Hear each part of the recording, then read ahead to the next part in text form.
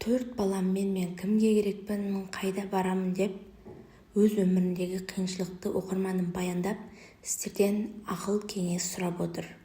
Видеомызды бастамас бұрын қазақша арнаға тіркеліп, видеоға лайк басып, астына ақыл-кеңестеріңізді қалдырып кетулеріңізді сұраймыз.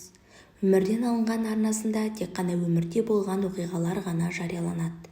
Өскелең ұрпақ осындай адамдардың қателіктерін тыңдап, өздеріне керегін алып, керек емесін алып тастасын деген мақсатта ашылған арна.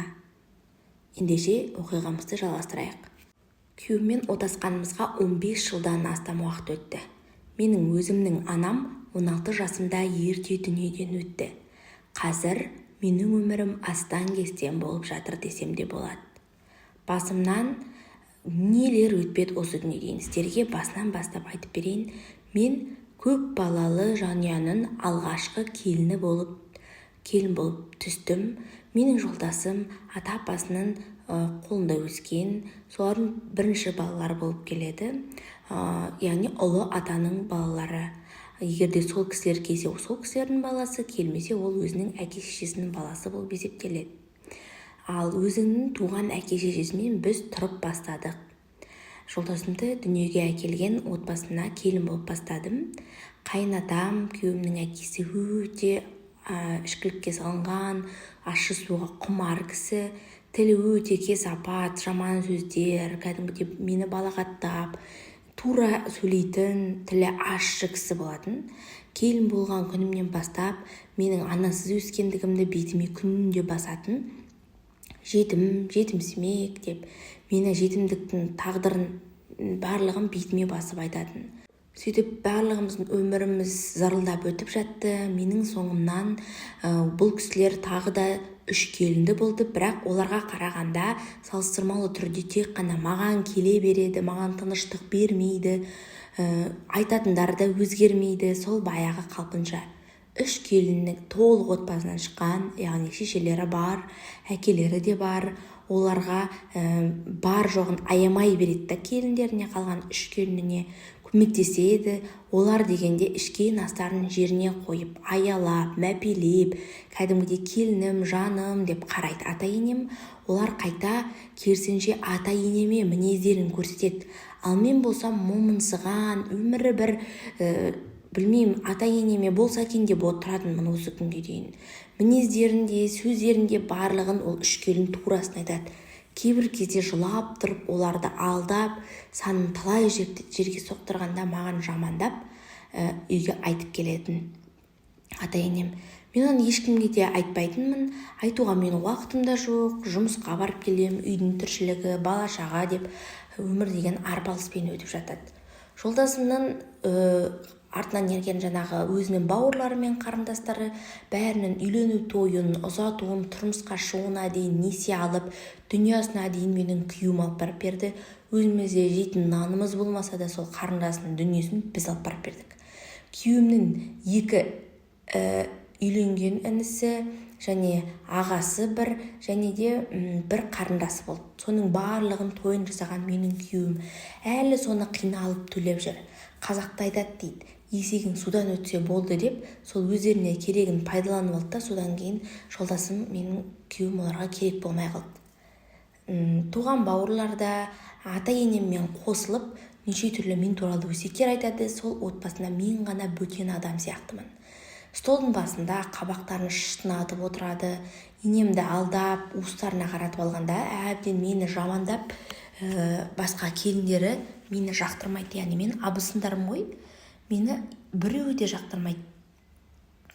Әйтеуір енемді, атамды алдап алған, өздері бір білмеймін не істейтіндерін, дәрі берем ата-енеме.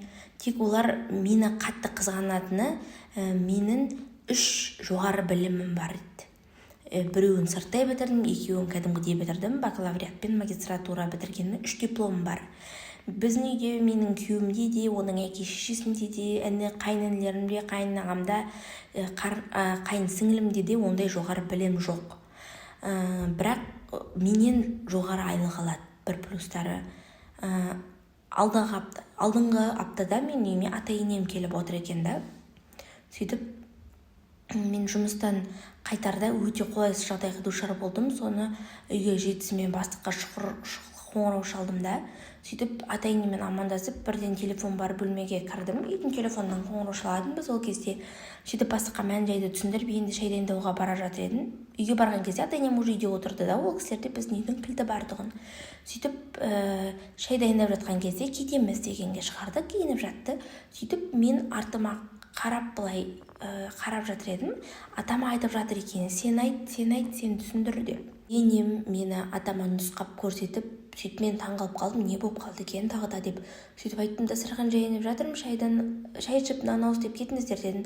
Сөйтіп ата-енем айтты, келініңнің бау берік болсын деп те айтқан жоқсың, көргенсіз, анасыз өскен, тым тәрбие көрмегенсің, қайтадан неше түрлі сөздер айтып бастады, арасында қолың сынсын, неше түрлі қарғыс сөздер, өмірі жолың болмақыр, бала таппақыр деп маған кәдімгідей жаман қарғыс сөздерін жаудырып айта бастады. Менің енді әрине ол кісілердің бірінші рет естіп тұрған жоқпын ондай сөздерін, бірақ мен үшін біраз уақыттық үзілістен кейін бұндай сөздерді есту қатты маған стресс болып, менің аяқ-қолдарым дірілдеп бастады. Әрине мен оның барлығын қабылдадым, ал жолдасым мені мүлдем қолдамайтын. Ондай ұрсысты жолдасым естісе де, көріп тұрса да ештеңе деп айтпайтын. Үндемей ол да ұрыс естіп тұра беретін.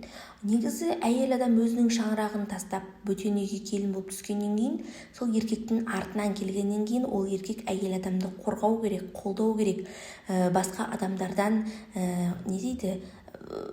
қорғай білу керек қой сен деп келгеннен кейін. Ол маған айтады, кетсең кете бер, менің өзімнің інілерім бар, қарындасым бар, маған кетсең кете бер, керек емессің дейді. Кейде ішкілікке салынып кететін де бар, сол кездерде тіпті үйге келмей, үйге қонбай, қанға бастанып кететіндері көбейіп бастады. Менің 4 балам бар. Мен 4 баламмен кімге керекпін? Амалсыздан өзімнің тағдырыма көніп жүрмін. Момынның ақысын Құдай береді деген сөзге қазір мүлдем сенбеймін. Шыдап жүргеніме 16 жылға жуық уақыт болды. Ешкім мені түсінер емес. Момын болған сайын адамдар тек қана басына түседі екен. Өмірде түйгенім осы. Маған айтар ақыл кеңестеріңізді пікірге қалдырып кетіңіздер, өтініш, мен қайда барам, не істеймін, әлде араларыңызда маған қолдау беріп, көмек қолын созатын оқырмандарымыз бар ма? Мен Тараз қаласынан боламын деп кейіпкер өз оқиғасын осылай қысқаша баяндады. Әрине әркімнің өзінің басында жазылған тағдыры бар, бірақ әркімнің тағдыры өзінің қолында. Тағдыр деп бұйырса болар деп сеніп те жүре берген дұрыс емес деп өзім ойлаймын. Сондықтан да кейіпкеріміз сіздердің ақыл кеңестеріңізді күтеді. Комментарийге ақыл ойларыңызды, кеңестеріңізді қалдырып кетіңіздер. Сіздермен болған өмірден алынған арнасы.